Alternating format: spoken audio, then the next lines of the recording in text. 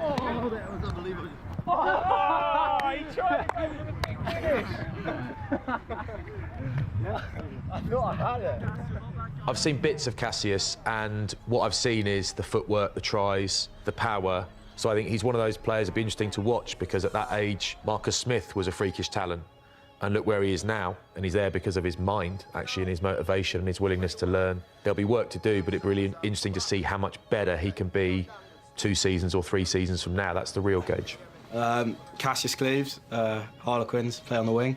18. They want to wrap me off, but I can't really fall off. Cause you know God's got me. Bro's always bailing my line, more time he can't get through. Cause I live in the country. They want to see me facing time like Bugsy. But freedom's a musty. Do it all for the souls, put it all on the line for the kingdom, not for the country. I went to Wimbledon College, which was just the local school. I used to live in Wimbledon. It's not a massive school for rugby, but rugby's quite a big thing at that school. Like, a lot of the boys do love it there. It's compulsory at year 7, so everyone had to play it. And yeah, just kind of started from there, really. So how are you going to improve your reading of the game? I think for me it's mainly just working with the centres more. I think I'm used to kind of just standing there by myself doing my own thing, going up when I should or think I should. But, and often using your athleticism. Yes, exactly. Yeah, if I've got to go, I'll go. But here, obviously, they love to just early press, close the gate straight away. So for me, it's just about finding the time.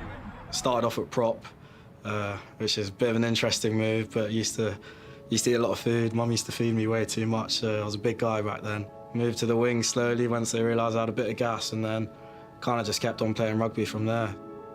I just started to enjoy it a lot more, realised I was kind of decent at it, and then got picked up at Quins at the end of year 7, so thought I'd just take it more seriously after that.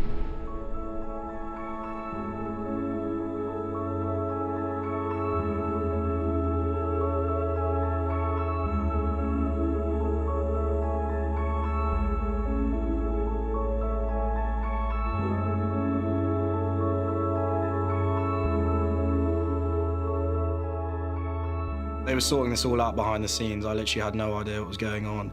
And one day, my mum come home from school, and Mum's like, "Yeah, you've been offered a scholarship from one of the best schools in the country." And I was obviously gobsmacked. I had no idea. Always be very grateful for Quins for that. The way they sorted that out was, it was a dream come true. Really, it was unreal. Yeah. When you see Cassius coming through at Wellington and he calls himself lucky, he's not lucky. He's there on merit. There's a lot of people that work for these clubs who aren't rugby players and who aren't famous coaches, who do really, really valuable stuff, really, really important stuff, and stuff that actually just quietly changes lives. Anyway, first photo shoot, how are you feeling? Put it back on you. I'm feeling good, feeling pretty good.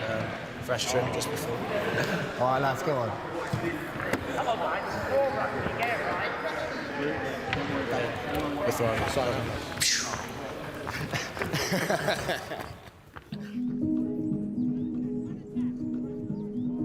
Academy life's a weird place, I think.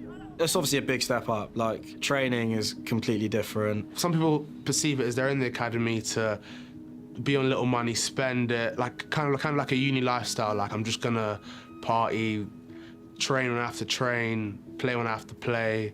Others aren't like that. But yeah, being in the academy is it's a real grind. It's nothing like you think it'll be when you're growing up. So you think you'll come into the academy, you'll play rugby week in, week out, you'll break through, and then you'll in a first team week in, week out from the age of like 23. But it's not like that at all. We just got to get everybody on the field. Yeah. We're probably lucky there now, because March is just when you get on, but it's mate, there's no excess, mate. You're going to play till next week. Yeah. So. I get you. Yeah. Yeah. Are we all?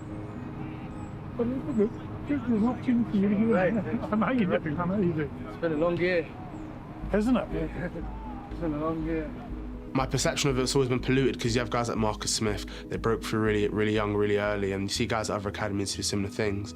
But like, you don't play that much rugby. You leave school, you're a big dog. You're the best of the best. You've been signed, been offered a contract, and you come to an environment where there are internationals, there are guys who've been playing professional rugby for 15 years. I liken it to the jump from primary school, secondary school. Like, you're just back at the bottom of the pile. You've got to put your head down, you've got to work hard, you've got to learn quickly.